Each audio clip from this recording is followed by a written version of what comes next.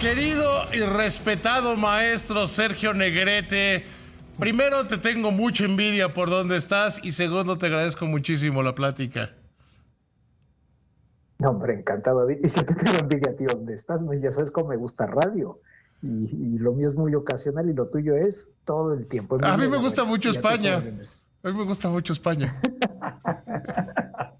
Bueno, un día nos intercambiamos. Si algún día quieres intercambiar, yo no tendría problema. Oye, Sergio, hay un tema que se le complica mucho al gobierno.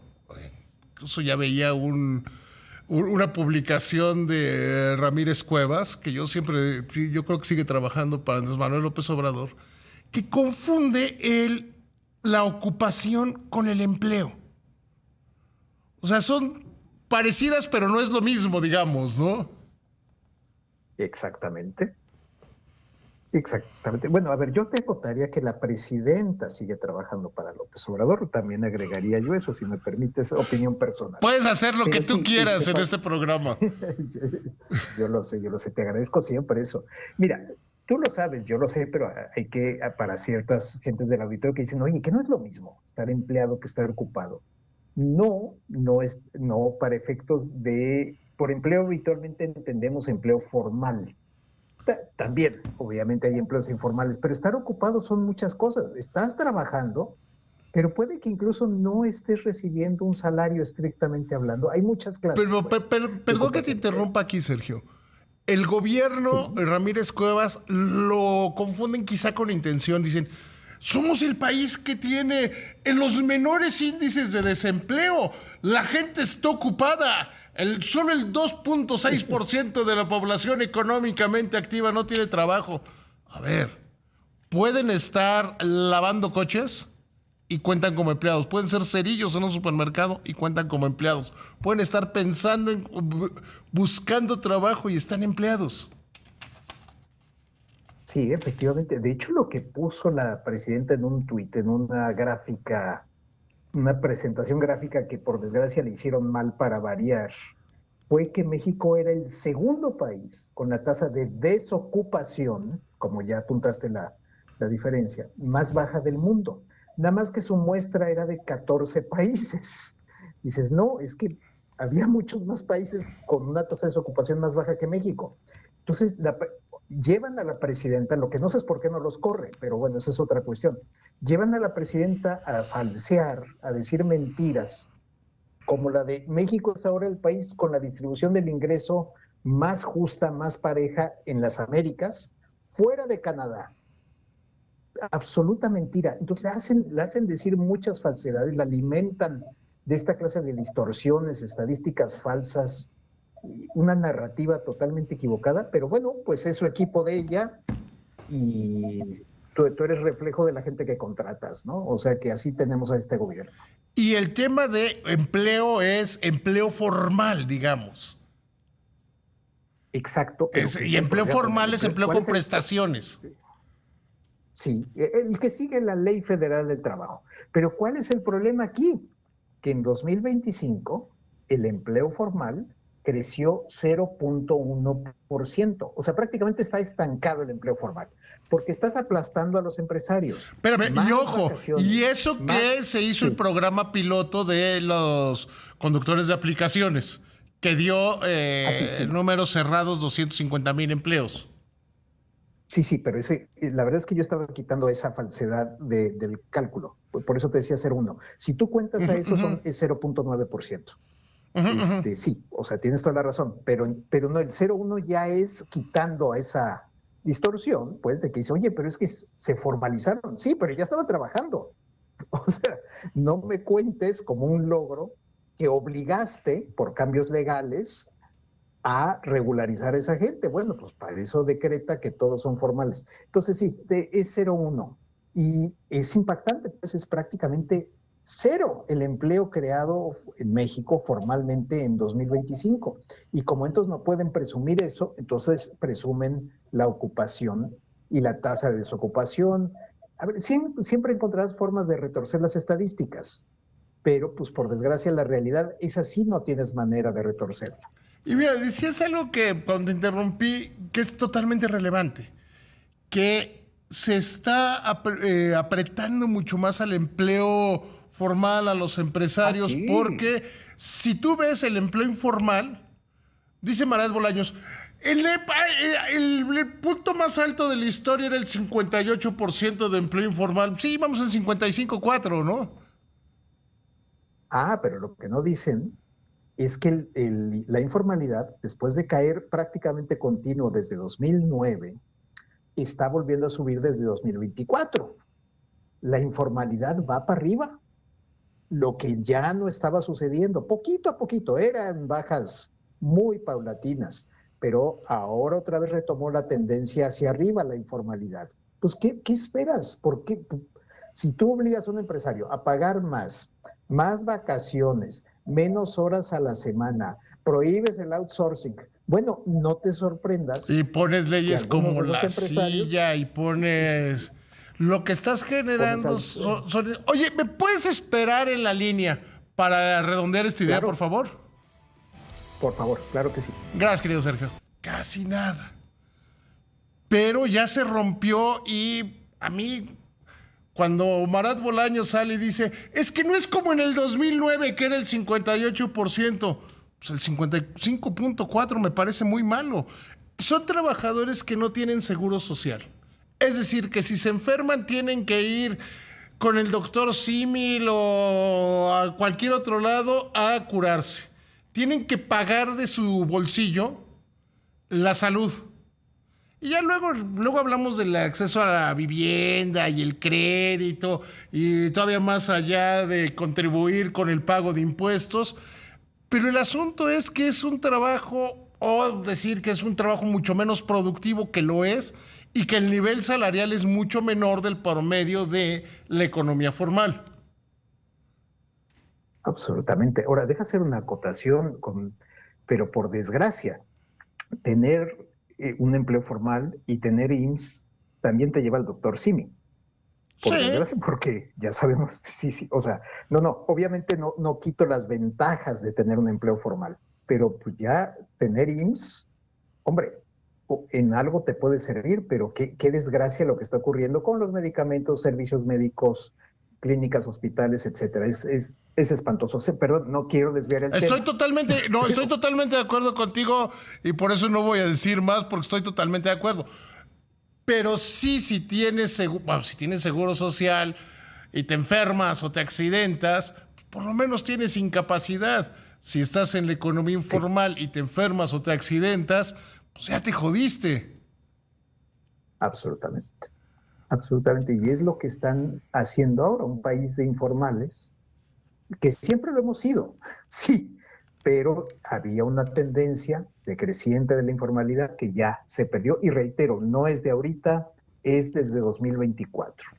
Esos tremendos aumentos al salario mínimo, es que no pasa nada, y es que eran profetas del desastre, y vean que no es inflacionario no es, pero sí empuja, ya que llegó a cierto nivel de salario mínimo, lleva ciertamente pues, a que digas, no es que esto ya no lo puedo pagar, ya llegamos a ese nivel.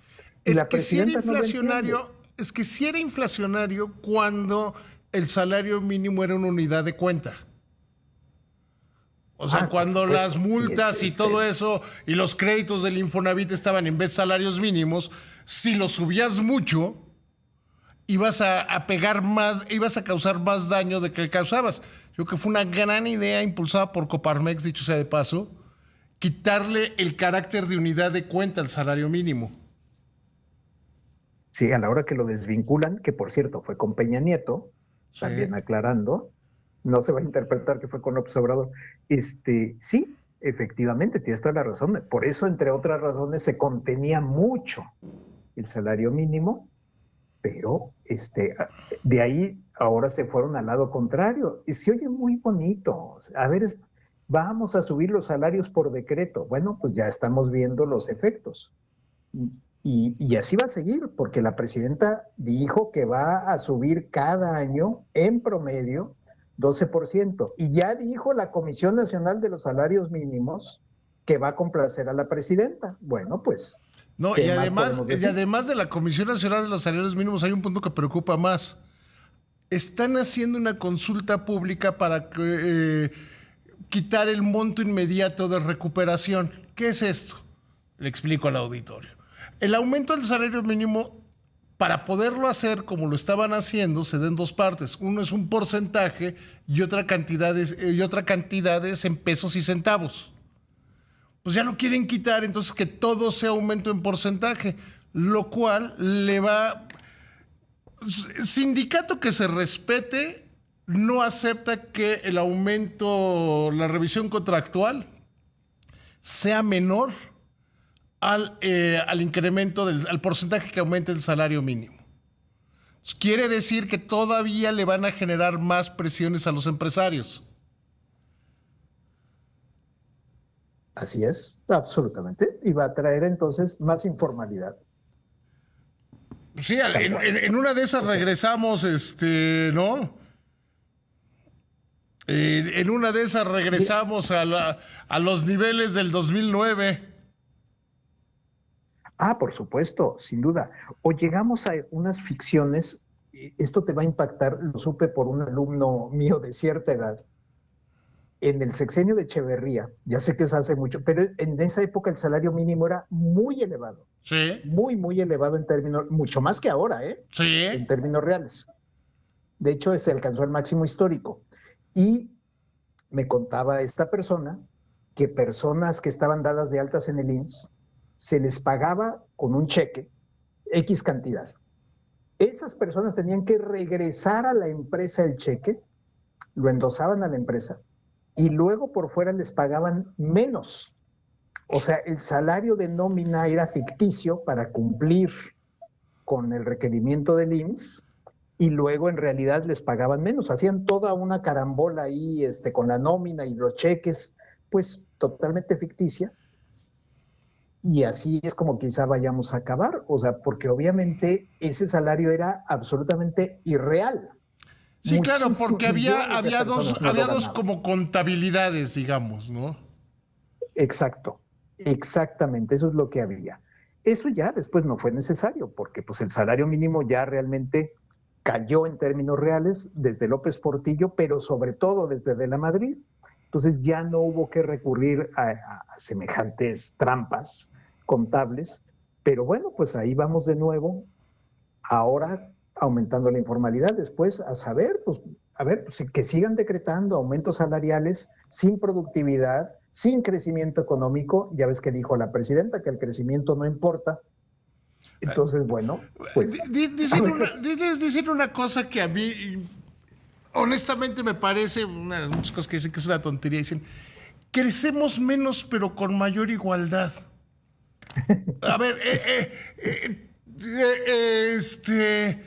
no sé, en lugar de comernos un paquete de salchichas, solo tenemos una salchicha, entonces a todos nos toca menos, pero es más justo porque nos repartimos un tercio de la salchicha.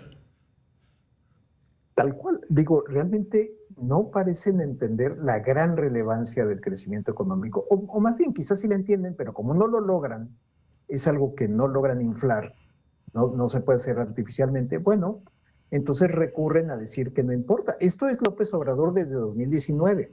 Lo único que hace la presidenta pues es repetir exactamente lo mismo. O sea, desde entonces dijo que no, que eso no era lo más relevante, que él iba a presentar una medición alternativa de la felicidad del pueblo, cosa que nunca hizo. Y digo que bueno, en parte porque no sé qué ridículo adicional hubiera hecho. Hubiera dicho que le dieran el premio Nobel de Economía.